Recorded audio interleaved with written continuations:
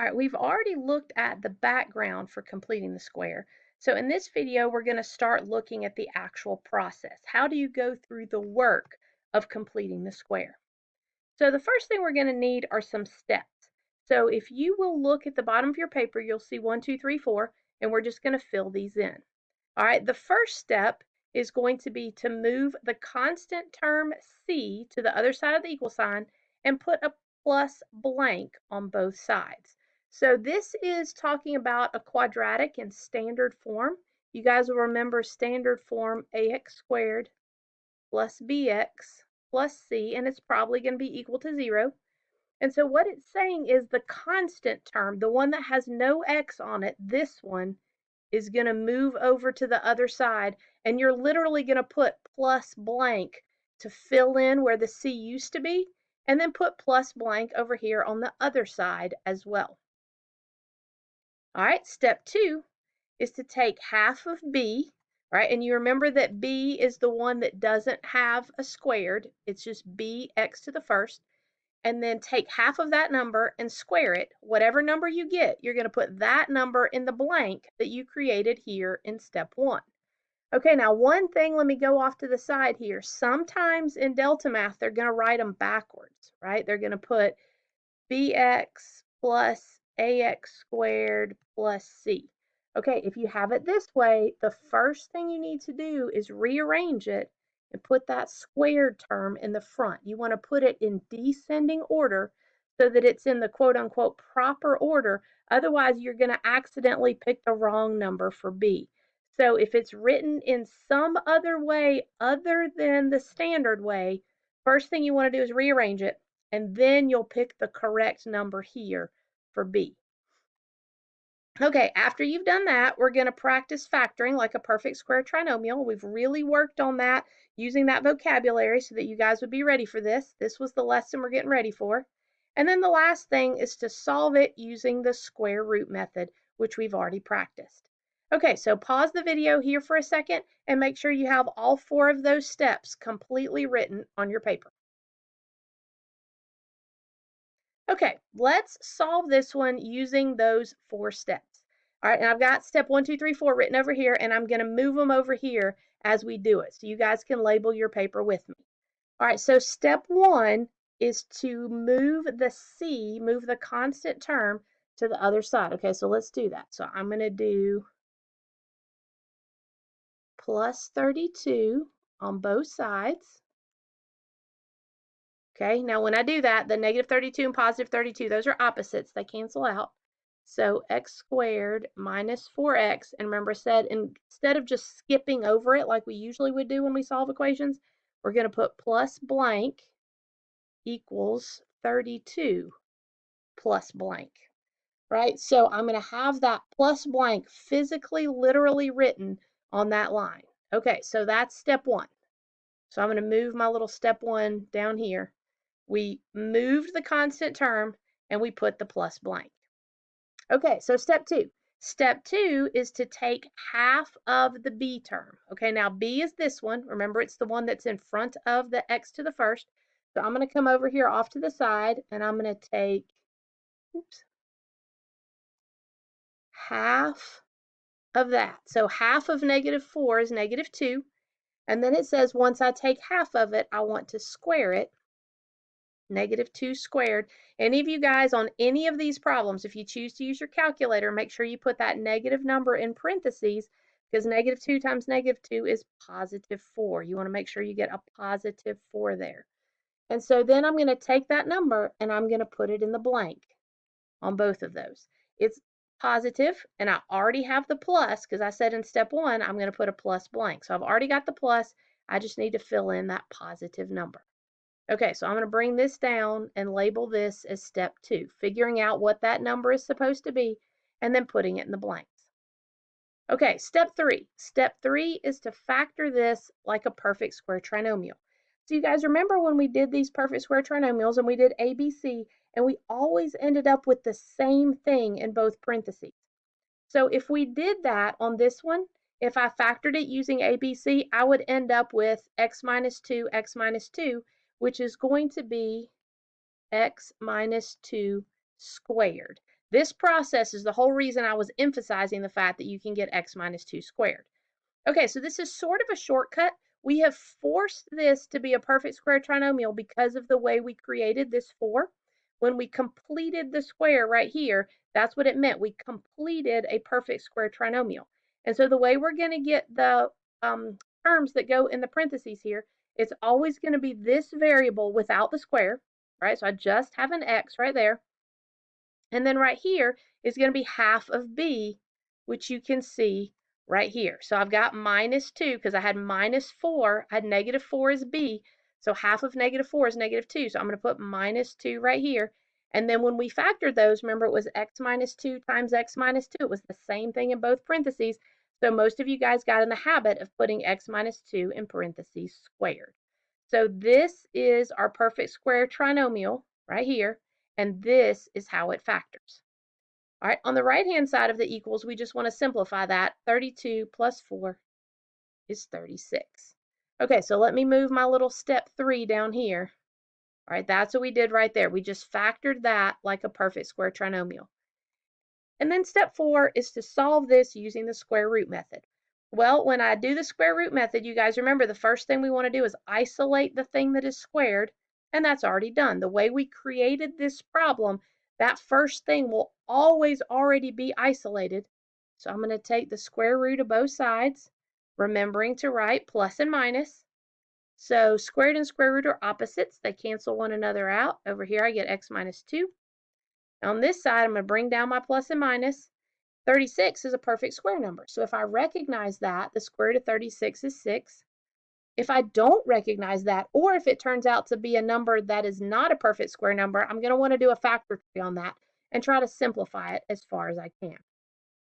All right, now I'm going to work to get x by itself. So I'm going to add 2 on both sides. And then remember we said this makes 2 separate equations. I have 2 plus 6. Right, the 2 that I'm adding right here, plus 6. And then I also have 2 minus 6. The 2 that I'm adding right here, minus 6.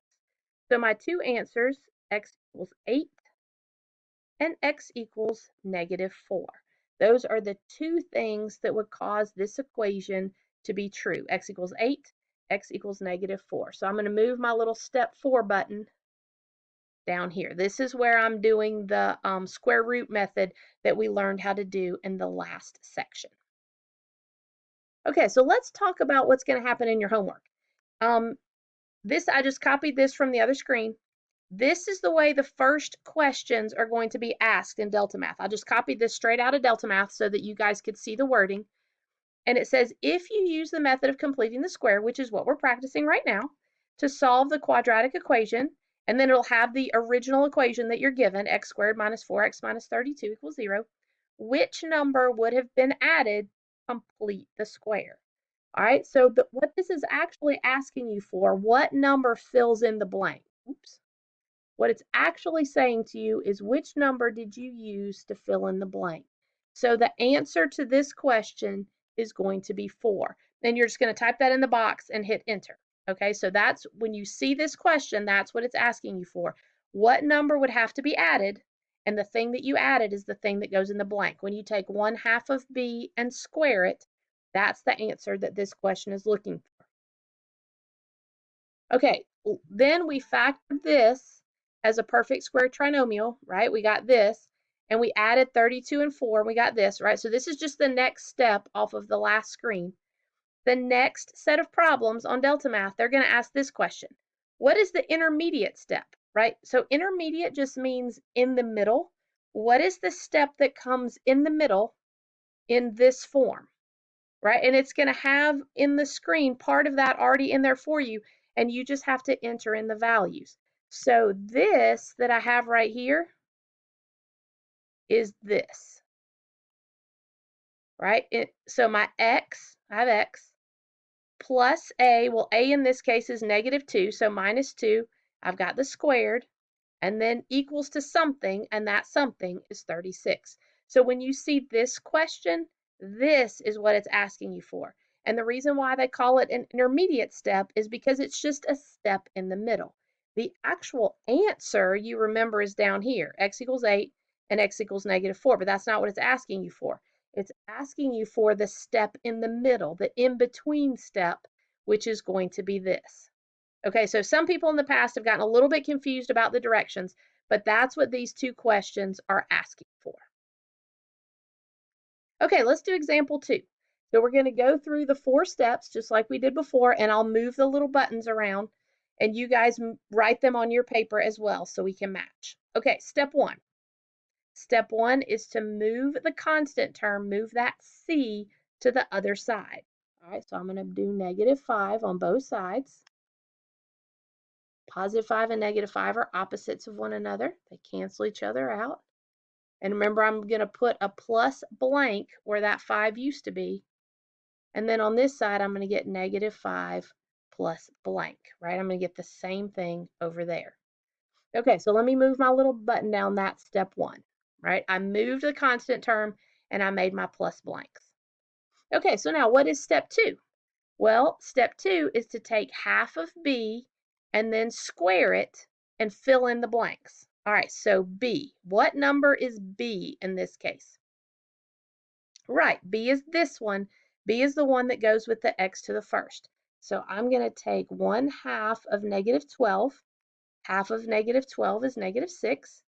And then whatever I get there, I'm going to square it. Okay, and again, remember, if you choose to use your calculator on these, you're going to have to make sure that negative number is in parentheses. -6 times -6 is +36. And I've already got it set up so that I have a plus in front of my blanks. So I'm going to fill in both of those blanks with that 36. Okay, so let me move my little button down here. That is step 2. Okay, step 3. Step 3 is to factor it like a perfect square trinomial. Okay, so this is the thing where we got the binomial times itself, remember, and then we put the squared. So I'm going to put the parentheses with a squared. All right, let's figure out what goes in the parentheses. So I have this variable, but not the exponent, right? Just the variable itself. And then right here, I'm going to put half of b. So in this case, half of b is -6. Remember, we figured that out just a minute ago. So -6 goes right there. And then on the right-hand side, I'll just combine -5 plus 36 is 31. Okay, so that's step 3, factoring like a perfect square trinomial.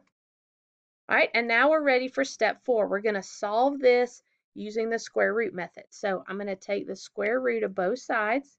And remember, when you take the square root, you always have to write plus and minus. If you need to flip backwards in your notes so that you can see the steps to the square root method, that's totally fine. Please feel free to do that as we're working. All right, squared and square root are opposites. Those cancel each other out. So what I'm going to have on the left-hand side is x minus 6. And on the right-hand side, I've got plus or minus the square root of 31. Okay, well, 31 is not a perfect square number, so I can't just write the answer to it. So I want to try to do a factor tree. Well, turns out 31 doesn't factor. So that's all I can do. I cannot simplify in this case. Sometimes you can, sometimes you can't. In this case, I cannot. So now I'm going to get x by itself, add 6 to both sides. Okay, now 6 is outside the square root, 31 is inside the square root. Remember, we talked about this with the square root method. Those can't actually go together. They're not like terms. So there's my 2 answers. And if Delta Math needs you to type them in as 2 separate answers, you're going to type 6 plus the square root of 31, comma, 6 minus the square root of 31. I cannot remember if it asks you to type it in as 2 separate numbers or if it allows you to use the plus minus button. Y'all will just have to experiment with that when you get there. All right, let's answer our 2 questions. Look back at our work. For this one, what number is Delta Math looking for?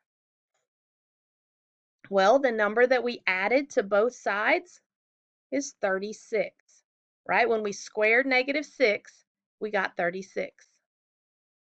All right, and then what is the form that we would see right here?